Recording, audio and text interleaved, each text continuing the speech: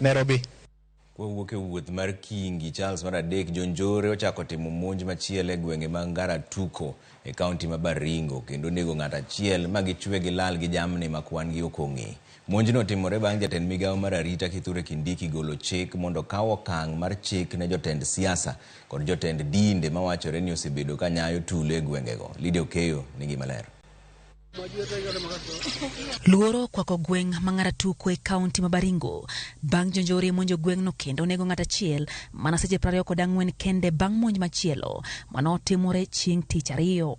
Jonjore go monjo dala moro kendo nego ng'at achiel bang'e giringo gi lal gi jamni ma kwan gi pok ong'e ka apisa mag arita osechako timo pedha ne jonjore go ka gitemo duto ma ginyalo mar duogo jamni go.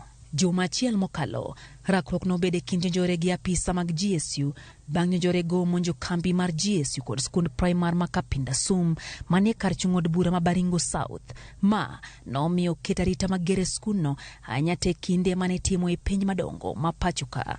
Kuom jumbe ariyo, ji 5 osenegi gi jonjore go. Bang' monj ma Kapinda Sum, apisa matimo nonro nogolo chik ne jafwambo moro mar od fwambo mar NTV mong'ere kaka Kenneth Ruto mondo mi ondik dhoge kotenre gi mago manong'eyo kotenre gi monj ma kamago.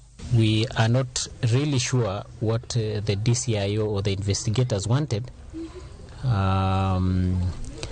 but the bottom line is we do not want to believe this is one of those classic incidences of intimidation of journalists. We seriously want to guard the freedom of journalists. We do not want journalists to be intimidated. We will give the investigators any information that they will need, which is within their purview and which is within the journalists' code of ethics to disclose. Bang' da dhoge kuom seche 6, jafwambono nowe thuolo ka simbe mar ong'we yamo to ne okaw gi obila ka nonrono pod dhi nyime. We are yet to know if the police intend to prefer any charges against my client, but if they do, then we shall defend our client vigorously and defend the freedom of journalism, which we feel is under attack. We'll let the investigators conclude the investigation, and if there are any charges, we shall attend court. Jotend migawo mar arita Kithure Kindiki manolimo kaunti ma Samburu matimo nonro dweche 8 bang' ka nochako pedha mar jonjore go ogolo chik mondo mi okaw okang' mar chik ne josiasa kod jotend dinde ma itudo gi monj ma kamago.